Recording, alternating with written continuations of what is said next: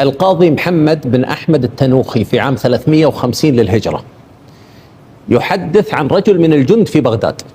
يقول: حدثني رجل من الجند وقال لي: سأحدثك بعجيبة غريبة حصلت لنا مع قائد الشرطة، مدير شرطة بغداد، اسمه غريب صراحة، أبو الحسن الإبزاعجي.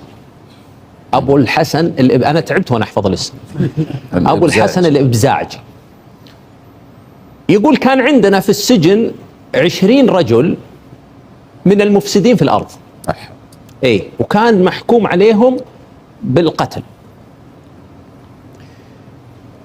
طلب منا أبو الحسن الإبزاعجي قائد شرطة بغداد، طلب من كبير الجند إنك خذ 20 ذولا وطلعهم واربطهم على الصلبان، ارفعهم عليها حتى اليوم الثاني ننفذ فيهم القتل. وفعلا قائد الجند أخذ القوة العسكرية اللي معه وأخذوا هذول 20 وفعلا ربطوهم، رفعوهم على اللي احنا نقول المشانق أو المصالب، رفعوهم وربطوهم. وصاهم أبو الحسن الإبزاعجي بالحرص الشديد على هذول المساجين الخطيرين جدا على الأمة. وفعلا الجماعة قسموا الحراسة بينهم.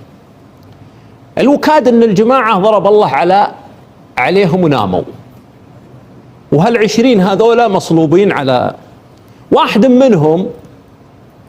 حاول يفك الحبال واستطاع في منتصف الليل انه يفك الحبال، ثم نزل من الطب من هالعود واثار صوت جلبه، فصحى احد الجند، هذا الجندي اللي يحدث يقول: فايقظت كبير الجند، قلت له في واحد هرب. يقول: فعدينا وراه نلحقه، الرجال اختفى، فص ملح وذاب، ما عاد شفناه.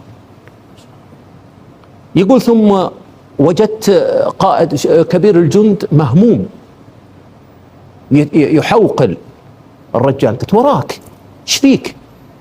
قال: الرجل هرب الآن وهذا محكوم عليه بالقتل، وابو الحسن رجل شديد سيتهمني اني انا اطلقته او انا قبضت فلوس، وبالتالي سيضربني، فإن لم أقر سيزيد علي حتى يقتلني، أنا وش أسوي؟ يقول: فقلت له، هذا الجندي يقول: قلت له بسيطة، أهرب. قال: وين أهرب؟ وين أروح أنا؟ أهلي وعيالي وجماعتي وين أروح؟ وحتى لو هربت بيجيبوني، بيحطني في ضمن وأصير أنا المتهم. يقول: فسكت. قلت له: عندي اقتراح ثاني. قال: وش؟ قال: نروح ونتمشى، تعرفون الناس من أول ما حد في منتصف الليل موجود، كل نايم، بعد صلاة العشاء ينامون على طول. يقول: قال: نروح نتمشى لعلنا نلقى واحد داعية عليه أمه ناخذه. اي، وناخذه مكانه، نكمل فيه 20. اي. قال: يا أخي ناخذ رجل مظلوم. قال: أنت بالخيار، إما تقتل ولا تشوف لك واحد مكانك. يقول: ففكر ساعة، قال: يلا مشينا. يقولوا فعلا في ظلام بغداد نمشي بمحاذاة دجلة وندور حتى مرينا من عند الجسر، فوجدنا رجل يقضي الحاجة تحت الجسر، تكرمون. قال: فانتظرناه حتى خلص. يوم خلص وقام ونمسكه. قال: ما لكم؟ صرخ: ما لكم؟ قالوا: أنت الحرامي اللي هرب، أنت المحكوم اللي هرب. قال: أنا لا محكوم ولا هربت ولا شيء، شوفوا قاربي، شوفوا مشرعتي، يسمونها المشرعة، شوفوا قاربي، هذا قاربي، أنا وقفت أقضي الحاجة. قالوا: لا وقفت ولا ما وقفت، أنت المتهم وأنت المطلوب. وأخذوه جرجروه وهو يصيح ويولول، ثم راحوا وربطوه مكان الرجال، والرجال طول الليل وهو يصيح. يقول صاحبنا الجندي ذا، يقول: فأخذتنا الرأفة عليه، لكن ما في اليد حيلة، إما نحطه هو ولا حنا نروح. قلت: تركنا. يقول: لما جاء اليوم الثاني جاء أبو الحسن الإبزاعجي في الجند ومعه الهيبة والهيلمان، وإذا بالرجل ذا يصارخ الحالة، الباقيين موجودين ساكتين يعني متهمين وخالصين، ذا يزاعق. جاء عنده أبو الحسن: نعم مالك؟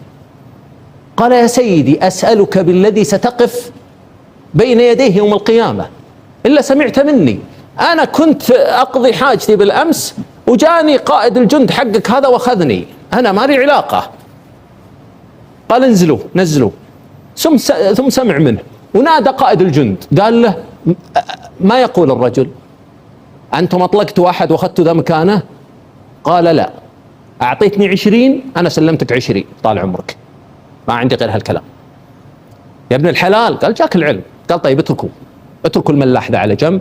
ثم قتل 19.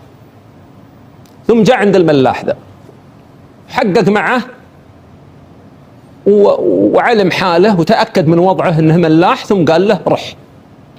بس ابو الحسن البزاعجي في شيء في نفسه، يصير غرق ال20.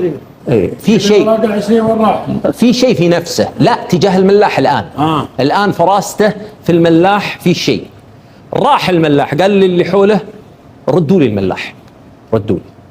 ثم كلم رجلين من الاشداء، هو اذا جاي يحقق مع احد عنده آلية معينة، يوقف 2 معهم عصي ثم يحقق مع الرجل، فاذا حك راسه يعني يلي يساري عطه واحدة. ثم ابو الحسن يهاوش هذا، يقول ليش تضربه ليش تضربه؟ ثم اذا احتاج ضربة ثانية حك راسه منه. المهم جابوا الملاح وجلس قدامه، قال له يا ملاح. قال لبيك. قال ما الذي احضرك في منتصف الليل في نهر دجلة؟ انتم مع الغروب يخلص شغلكم، وش مجيبك؟ قال يا سيدي كنت راجع وأدركني النوم فنمت، ثم أحسست برغبة بالخلاء فنزلت. قال غير هالكلام؟ قال ما عندي غير هالكلام. قال أبو الحسن مر يلسبه ذا اليسار واحدة، فالتفت عليه أبو الحسن قال لا تضربه لا تضربه، ها وش عندك شيء تقوله؟ قال لا يا سيدي هذا اللي قلت لك. قال أبو الحسن وعطوه ثانية، قال أقول لك وتؤمنني؟ قال أنت آمن. قال كنت على دجلة قبيل الغروب فمررت بسوق الثلاثاء، فإذا رجل خادم معه امرأة وطفلتين، فقال لي يا ملاح خذ سيدتي وابنتيها إلى المكان الفلاني، المحلة الفلانية على دجلة، وهاك الدراهم هذه الأجرة. قال فأخذتها، ثم أخذت المرأة ورحت على غروب الشمس. يقول ونحن في الطريق كشفت عن وجهها فإذا هي كالقمر،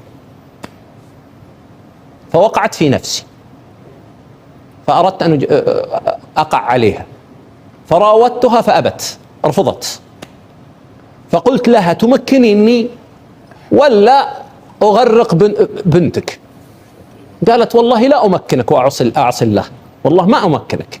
قال فأخذت ابنتها من يدها ورجلها، أنتم متخيلين الوضع، من يدها ورجلها. قال فرميتها في النار، فكانت تصرخ حتى غرقت. فالتفت على أمها وهي تبكي وتصيح وتقول لي اتق الله. يقول فقلت لها تمكنيني ولا لا؟ قالت لا والله لا أمكنك.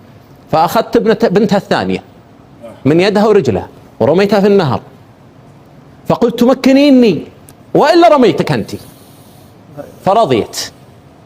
فلما وقعت عليها وانتهيت وأخذتها بوديها، قلت في نفسي إن هي وصلت أخبرت عن اللي حصل فقبض علي، فرفعت للقاضي فقتلت، فأخذتها ورميتها في النهر.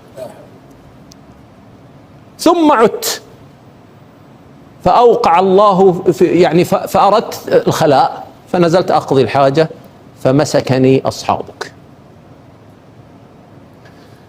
الله سبحانه وتعالى أخذ الحق منه من غير ما يشوفه أحد ولا يدري عنه أحد. وأنا أقول والله أعلم، لعل هذا الرجل 20 اللي هرب لعله والله أعلم مظلوم، فالله سبحانه وتعالى أطلقه، وهذا الظالم جابه الله سبحانه وتعالى بطريقة غير مباشرة. هذه رسالة الكل ظالم يا أخي، والله لو ما يدري عنك أحد ولا يشوفك أحد وتمشي مظلمتك للناس وأخذك لحقوقهم أو ظلمك لهم، والله سيأخذ منك الحق إن عاجلا أو آجلا. نسأل الله سبحانه وتعالى أن يوفقنا وإياكم لكل خير.